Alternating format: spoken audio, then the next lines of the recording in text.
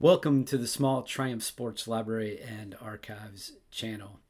I've decided to quickly do an unscripted video discussing several frustrating or disappointing experiences that I had with reproduction parts this summer while I was working on my GT6.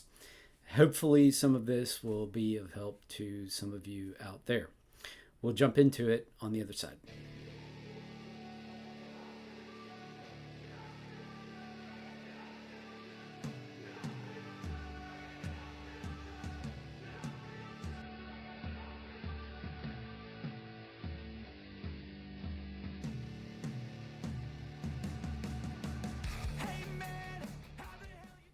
So before I get started with the content for this video, I want to say a couple of things about the channel. First of all, I am still working on the video on the Le Mans Spitfires that I have long promised and now teased. I still have some work to do on that. I'm not going to kill myself to rush it out. I want it to be as polished as I can make it, and I want to be reasonably happy with it before I post it. But it really should be out sooner than later. The other thing I wanted to say regarding the channel is this episode addresses some things that I discovered while I was working on my GT6 this past summer. I am going to do a video in which I provide an update on what I accomplished on the GT6 this summer. That'll be a little further down the line, but almost certainly within the next couple of months. So that'll be coming just a little bit later. All right, now I want to offer a couple of important bits of background information for what I'm going to discuss in this particular video. First of all, a lot of times when I'm talking about a reproduction part or component, I find myself assuming that there is a single manufacturer providing that part or component to all vendors. And sometimes I think that's the case. I think there is just a single version of a reproduction part that is available out there on the marketplace. But in other cases, it's different. There may be multiple manufacturers of a reproduction part. So when I'm talking about a reproduction part, I might be talking about the only part that's available in the market, or I might be talking about one of a number of different versions of the part that are available on the market. So therefore, I am not offering the definitive word about every reproduction part out there. On top of that, while I think it's unlikely, it's always possible that I got a lemon in an otherwise great batch of parts or something like that. So I do want to be a little bit careful and emphasize that I'm not necessarily offering the definitive word on every part that is available out there on the marketplace. The other thing I want to mention briefly is that I like to be careful about vendors and about throwing vendors under the bus or criticizing vendors unfairly. In some cases, they're selling to you the only thing that's available to them when they sell a part, and that kind of is what it is. In other cases, a vendor may be selling a part that's really crappy and a lot of people are complaining about it, and that vendor isn't addressing it in a proper or satisfactory way. That's a different matter altogether. I don't mind talking about vendors to some extent, and I certainly don't mind talking about vendors when it's really germane to the discussion. But I also like to be careful. I don't like to throw people under the bus. Even the most honest people make mistakes or take too long to change course of action or whatever the case may be. And I try to be as fair as possible. If you ask me where I got something from in the comments section, I'll be happy to answer. But I don't always volunteer that information. And usually there's a reason why. Those things established, let's get into the specifics for this episode. So the first item I'm going to talk about is a reproduction of the door mirror that was originally installed on my 1969 GT6 Plus, presumably by the selling dealer. I believe all of these types of items were dealer installed. And the reason I got into this summer is that I'm in the middle of reskinning my driver's side door. It was all bashed in, and I wanted to make absolutely sure that the dimensions on the reproduction door mirror were the same as the original. I didn't want to drill a hole the same size as the hole for the original mirror, and then it turned out that the reproduction was somehow different. I didn't think it was, but you want to make sure before you put a hole in your door. And so that's what I was doing. And that led me to pull out the mirror, and I'd had it for several years. I ordered this reproduction mirror from the Roadster factory well before the fire. And it was when I was ordering a lot of parts from the Roadster factory. I was in the TRF car club, and I purchased it.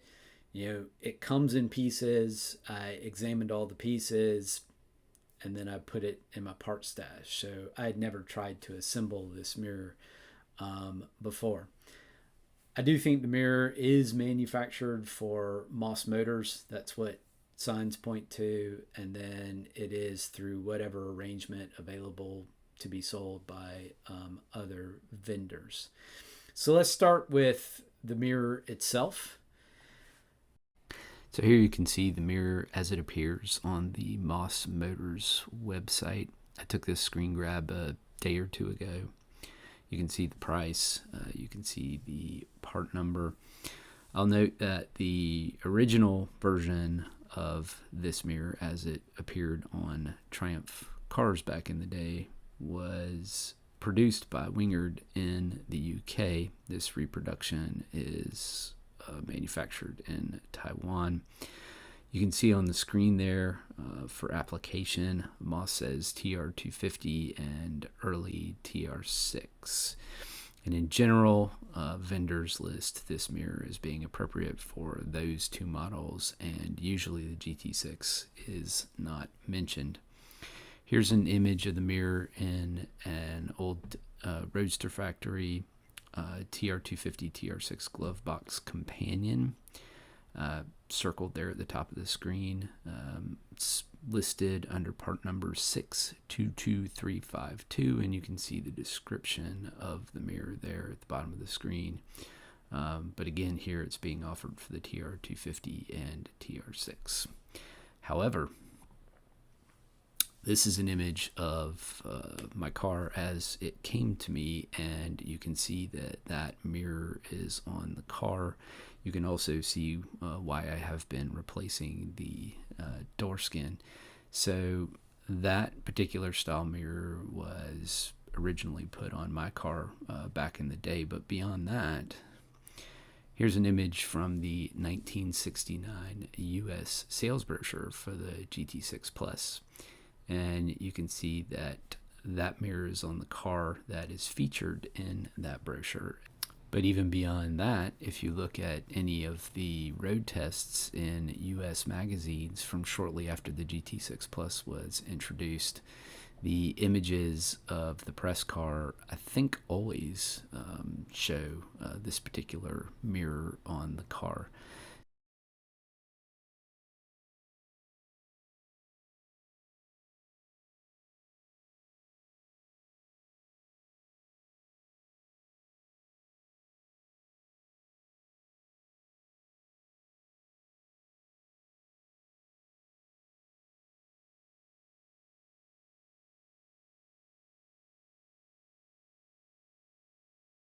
One final thing, I had intended to pull out my original mirror and compare it with the reproduction as part of this video. However, I can't figure out what box I put it in. I spent a little while searching for it. I couldn't find it, and I was only going to spend so much time doing that. I'm sure it'll turn up later when I'm digging through boxes looking for something else, but I wanted to do that comparison, but I just don't have my mirror in hand at the moment. The reason I'm replacing the mirror, or I intend to replace the mirror, is because, first of all, the mirror on the one on my car is smashed, and it is rather worse for wear in a couple of other ways. So that's why I purchased the Reproduction I'm discussing in this video. So this is the Reproduction mirror unit. You can see that it comes in 3 pieces. You've got the mirror head, you've got the stem, and you've got the nut that holds the mirror head and stem together. This is the box that the mirror head came in. It looks like a standard Moss label. You can see it's made in Taiwan. The chief problem with this mirror is with the mirror head, and it has to do with the 2 splines that are on here. You can see how the stem is, if I can get it to focus. So the stem has slots for the splines in it. It has to slide over them, and then you put the nut on and tighten the nut down to hold the position of the mirror, and then you're supposed to be good to go. The problem is that this one, this spline was actually crooked. You can still kind of see that. This has been machined or ground on now, so that the 2 pieces will fit together properly. But this really was kind of crooked. And the one on the other side was actually mushroomed. It was too big.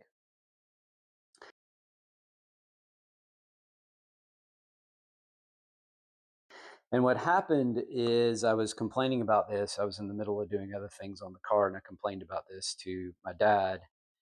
And he sort of laughed at how poorly machined that was. And he said, I'll take a pencil grinder and I'll grind it so that the 2 pieces will fit together, and hopefully they'll fit together tightly and it'll be fine. And he did that. And so now the 2 pieces actually will fit together. If I can line them up here. There. So now they fit together. You can put the nut on it, tighten it down, and works. However, obviously, you shouldn't have to do that. You shouldn't have to grind on a brand new part in order to get it to fit together like that.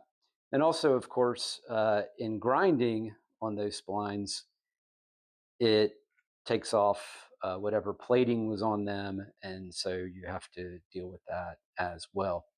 So that was very frustrating. Overall, this might be the most poorly machined reproduction part I've ever purchased, although there will be maybe more bad ones in my future. The other thing I wanted to point out is right out the box, you can see right here, you've got a black dot or speck up there in the top. So the mirror seems to be desilvering a bit right out of the box, which is also disappointing. This is not an extremely inexpensive item, and to have it poorly machined and have a little problem with the mirror right out the box is very disappointing overall. Hopefully, however, now that I've got it where it will fit together and should work, hopefully beyond those problems out the box, it will last for a while, be serviceable for a while. We shall see.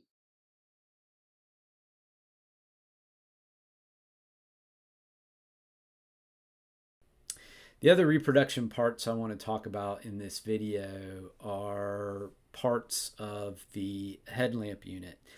And the reason I ended up dealing with the headlamp units this summer is that I replaced one of my bonnet wings, the right-hand wing.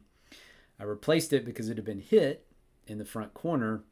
So I knew that that particular headlamp unit had been hit, and I was going to have to replace some of the parts involved in that unit. But when I was finished with the work replacing the wing, I figured it was an opportune time to just rebuild that headlamp unit because I wanted to put it on the car and make sure everything fit properly. so that I knew I had done a reasonably good job. So this is an image of the various components of the headlamp units. This is from the GT6 Factory Parts Catalogue.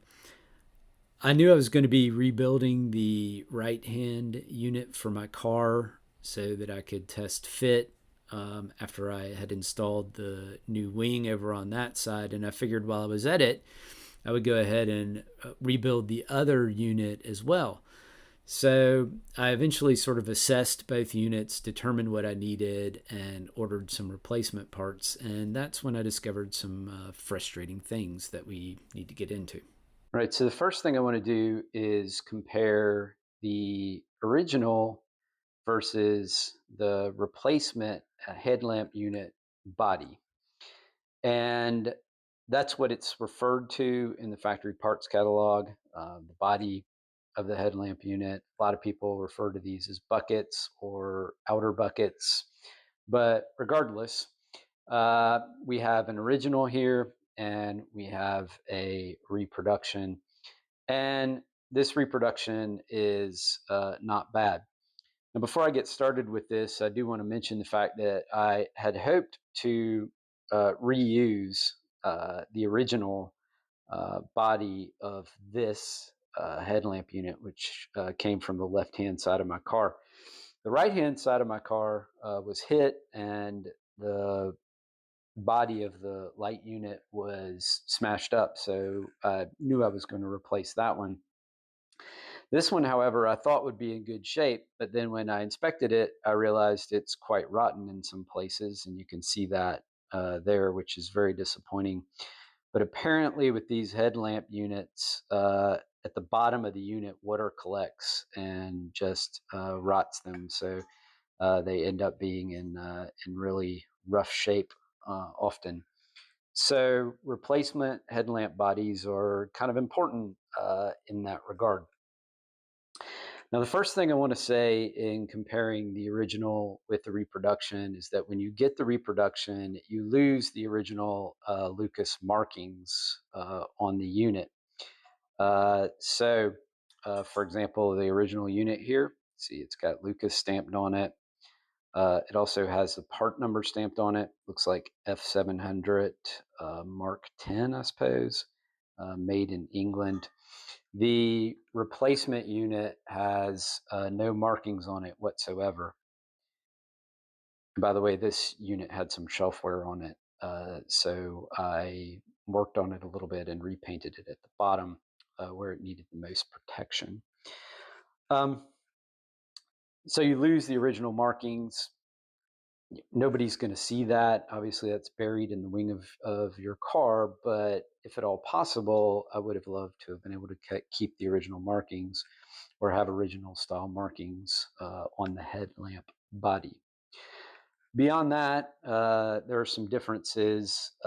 One that I've noticed, and I think this is correct, but you have these two areas here, raised areas on the headlamp body, and this is where the trim ring snaps on. And I believe these are actually raised up higher on the original than they are on the reproduction. Thus far, with the one headlamp unit that I have reconstructed, that has not been a problem, but we shall see. Beyond that, I think the attachment for the spring clip on the inside, this was probably originally painted black. Now it's mostly kind of corroded. It's a little bit different looking on the replacement. Instead of raised, it's a little more kind of, well, I guess it's raised, but it looks a little more sunken in or pushed in.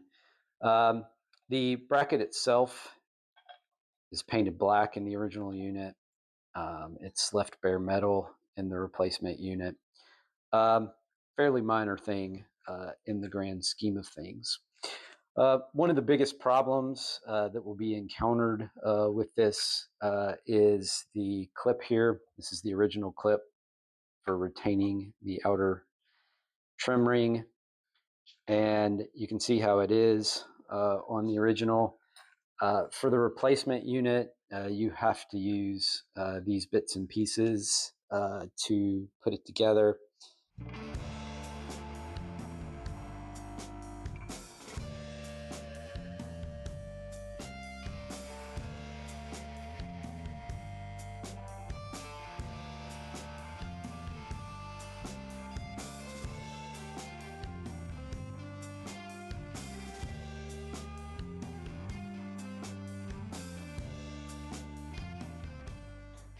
Unfortunately, the problem is you can't have anything sticking out back here.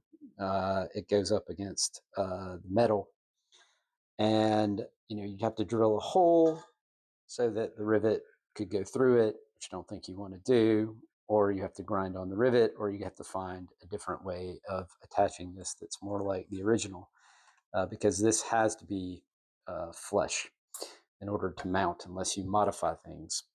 And what I ultimately ended up doing is ended up using an aluminum rivet, and I ground it down so that it was as flush as possible. And so far that's worked for me, but I may end up drilling it out and redoing it better than that before I put the car together. I do the final fitment of the headlamp units, but for right now, I just used an aluminum rivet, ground it down as much as I was comfortable with in the back so that it was pretty much flush back here. Not quite as flush as that, but and the gasket behind the headlamp body is fairly thick and can accommodate a little bit of a protrusion back there. So that seems to be working okay for now, but I may revisit it later. So that's the basics on the headlamp body. One other thing I'll note is that the reproduction adjustment screws, they have black here for the nuts. The originals were, of course, a white or clear color. So next I want to look at this. This is referred to in the factory parts catalog as the unit seating rim. This is the original one here. This is a reproduction of this. And unlike with the body or outer bucket or whatever you want to call it, where I think the reproduction is decent, very serviceable, I have real problems with this reproduction. First of all, you can see that the stamping is not even remotely as crisp on the reproduction as the original, which not a huge deal as long as it's functional in the grand scheme of things. You can see some differences in the sizes of things and how things are cut out with these. And obviously this is a reproduction designed for different applications. So with this original Triumph unit, there's one hole for the spring at the bottom. This has actually holes for multiple different spring positions. But my chief problem with this headlamp mounting rim is that it is not really sized correctly, and it leads to all kinds of problems. So let's take this retaining rim. This is an original one from off my car that I plan to use. So if we get things lined up correctly, right, you'll see this clamps down nicely to hold the headlamp in. Clamps down completely flush, really nice, and it'll hold that headlamp in to that retaining rim very well. Again, this is an original part, so keep that in mind.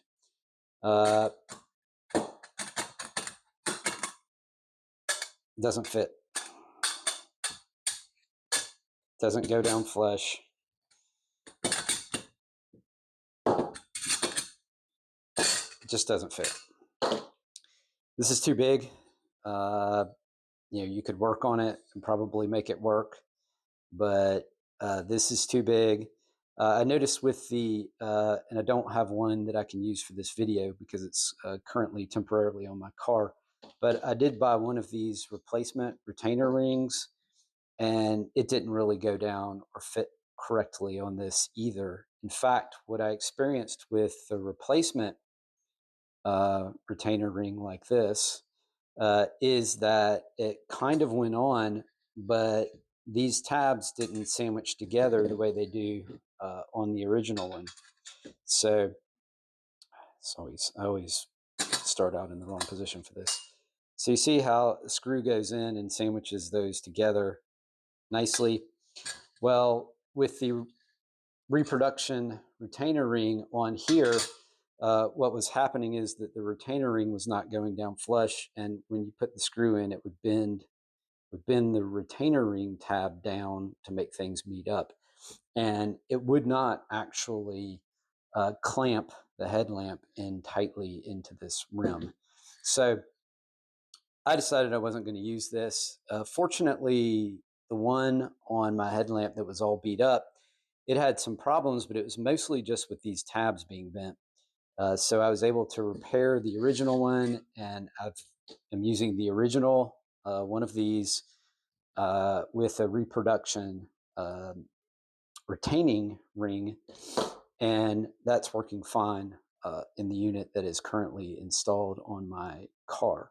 But this doesn't work with the original retainer ring, and it doesn't really work well with the replacement retainer ring either.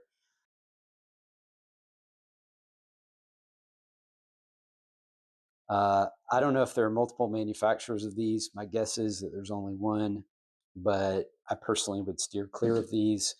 There are generally plenty of decent original parts. There are still some new old stock ones for sale.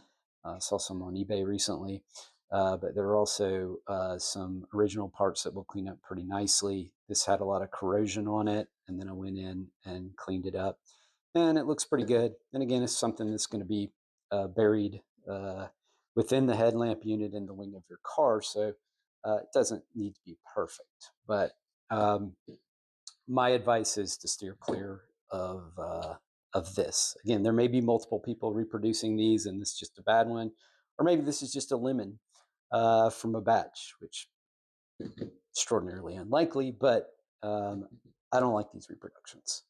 The reproductions of this retainer ring are serviceable. I was able to use a reproduction on an original one of these retaining rims, and it worked out fine. But this item, the reproduction, I don't like it at all. The last item that I want to discuss is the trim ring. And here on the left, again, we have reproduction. This is the only reproduction that I've seen on the market. Again, don't know for sure if there might be multiple manufacturers out there, but I seriously doubt it. This is the original one off my car. Again, the one on the other side of my car was smashed up and completely unusable, but this is the one reasonably good trim ring from my car. It cleaned up pretty nicely. It's got some issues, but cleaned up pretty nicely. This is a problem that I didn't know about. Again, this was a part that I got, and I just inspected it briefly and put it in my part stash and didn't pay a lot of attention to. But as I was reconstructing my headlamp units and just kind of reading around, I like to just go online and see what other people have done and what their experiences are. And I saw on the GT6 Mark II blog that was put together by a gentleman in England that his original headlamp units were all completely rotten. So he was using all reproduction parts. And he complained about this little clip not being in the right position for the headlamp trim ring. And he ended up modifying this in order to make his reproduction trim ring fit. What he did not know, because he did not have the original parts for comparison, is that the problem was not with this clip, is actually with this trim ring. So this is the original. You can see it. And this is the original little clip here at the bottom. that allows the ring to snap on.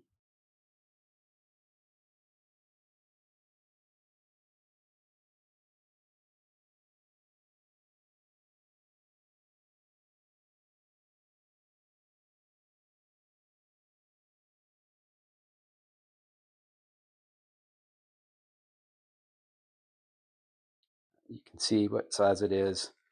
You can see how it's put on there. There's also a seam in this ring down at the bottom. It's a dot here, raised area to indicate the top of the ring. Now look at the reproduction.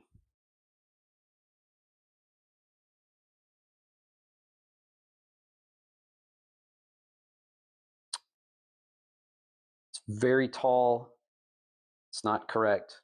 Could be modified, but you would have to chop off this top part and grind this down to make it the size of the top part to really make it work. It's very frustrating to me. It's way too tall.